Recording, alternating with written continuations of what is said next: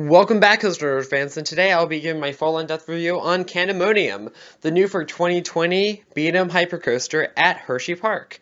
And before we get more into this video, I would like to remind you guys, please like and subscribe to this video, and also click that notification bell because it really does help you guys know when I post a video. And I would like for you guys to know whenever I post something, so you guys can know. But anyway, here we go for the review. So Monium is, of course, like I said earlier, new for 2020.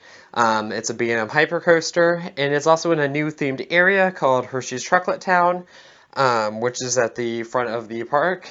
And honestly, this front of the park is gorgeous. I don't know how Hershey was beforehand, but I absolutely love the front gate. Really does give a really nice welcome to Hershey vibe.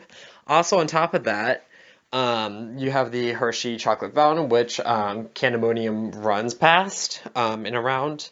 But anyway, when you get to the station, the Q House, it basically looks like a chocolate factory, like a chocolate factory building, which is really cool. But also, before you even get into line, there's only 2 coasters that require this, but they have free lockers for an hour, which is really helpful. But the sad thing is, if you go over that hour, you have to pay, which stinks. But it's nice that they have the free hourly lockers, but also you can just switch the locker or whatever.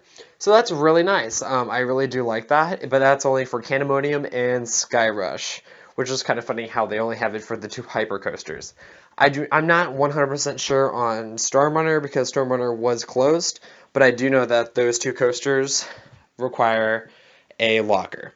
Anyway, when you go through the Q building, there's basically just a bunch of Hershey brands. So you got Twizzlers, you got Almond Joy, you got basically all the Hershey candies. I'm not going to try to list them because I'm going to mess up and probably name some other candy brands. So just for the sake of myself, not humiliating myself, I will not go through all the brands. But it's kind of cool to see all the Hershey products. But anyway, when you get to the station, of course, it keeps with that candy type theme. And you realize how high up you are. At first, it really doesn't feel like the station is that high. But when you get to the station, it kind of feels like you drop into a ravine a little bit before you go up the lift hill. But anyway, so after that, you go up the 110 or 210 foot lift hill.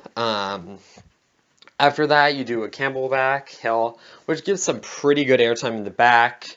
Then you do, weirdly enough, you don't have a second Camelback hill, so you just go straight into the Hammerhead turn, which is where, as soon as you go up the Hammerhead turn, is where they'll snap the picture. And then you'll go into some smaller airtime hills, and then there's this crazy airtime hill. It kind of just banks sideways towards the end, right before the final finale, and I thought it trimmed pretty bad beforehand. So I personally do not like the trims on Monium, but anyway, as soon as you do this crazy, weird Outer Bank hill, you hit that brake, go around the candy Kiss fountain, and then you hit into the brakes.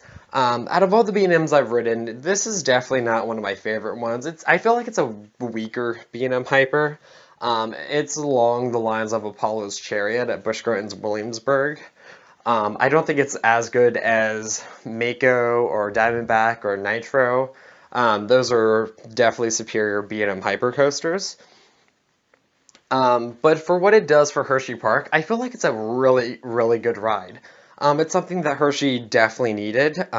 They needed that standout big thrill attraction that Sky Rush should have been, but we all know Sky Rush failed to be for the public. It's just way too intense, as most people, it is their favorite. You either love it or hate it.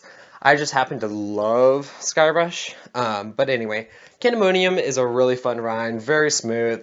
I got 4 rides on this pretty good coaster. Obviously, my favorite ride was in the back. I did 2 in the front, 3 in the back for 5 rides. I might have said 4, I meant 5 rides. I'm sorry, guys. 3 in the back, 2 in the front.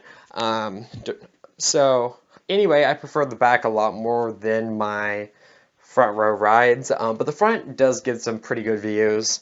Overall, if you're expecting this to be the best B&M Hyper, I wouldn't keep your expectations that high. It's definitely a hit or miss, in my opinion. I kind of went in there thinking it was going to be one of the best B&M Hypers, and I kind of was left disappointed.